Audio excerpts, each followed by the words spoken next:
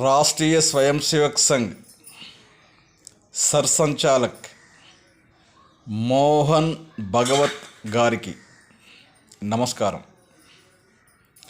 మీరు హైదరాబాద్కు వచ్చి అన్నమాట మేము యాజ్ ఆర్ఎస్ఎస్ చీఫ్గా రిజర్వేషన్లకు మేము వ్యతిరేకం కాదని, రిజర్వేషన్లను మొదటి నుంచి మేము సమర్థిస్తున్నామని అన్నందుకు ధన్యవాదాలు.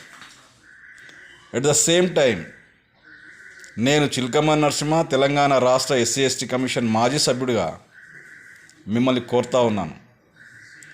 75 ఏళ్ళ స్వతంత్ర భారతదేశంలో నేటికి గ్రామాల్లో కావచ్చు, పట్టణాల్లో కావచ్చు, అర్బన్లో కావచ్చు, రూరల్లో కావచ్చు, ఈ భారతదేశంలో ఇప్పటికీ కుల వివక్షత, దళితులకు అడుగడుగున అణచివేతకు, అవమానాలకు గురవుతూ ఉన్నారు. ఈ 75 ఏళ్ళ లోపల మీరు ఎప్పుడైనా దీన్ని మార్చడానికి మీరు ఆర్ఎస్ఎస్గా మీరు కృషి చేశారా? ఇప్పటికైనా చేయబోతా ఉన్నారా? అన్టచబిలిటీని రూపుమాపడానికి, కుల వివక్షతను రూపుమాపడానికి, దళితులను హక్కున చేర్చుకోవడానికి. మరి ఒక విషయం ఏంటంటే, ఈ అన్టచబిలిటీ, కుల వివక్షత అనేది ఎవరికి ఉందంటే ఎస్టీలకు లేదు, ఓన్లీ దళితులకు మాత్రమే గురవుతూ ఉన్నారు. దయచేసి మీరు హైదరాబాద్ నుండి వెళ్ళిపోయే లోపల దీన్ని ప్రజలకు చెప్పాలని కోరుతున్నాను. సేమ్ టైంలో వేడుకుంటున్నాను.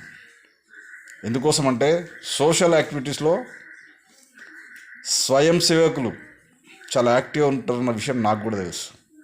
కానీ 75 ఏళ్ళ తర్వాత కూడా ఇప్పటికీ 145 కోట్ల ప్రజలు ఉన్నటువంటి భారతదేశంలో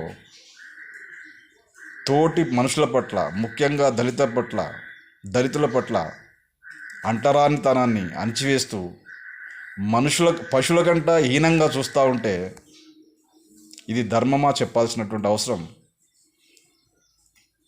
రాష్ట్రీయ స్వయం సేవక్ సంఘ్ సర్సంచాలకులైనటువంటి మోహన్ భగవత్ గారికి ఉన్నదని కోరుతూ దీనికి సమాధానం చెప్పాల్సిన అవసరం ఉందని కోరుకుంటున్నాను. జై హింద్, జై భారత్, జై భీమ్, జై తెలంగాణ.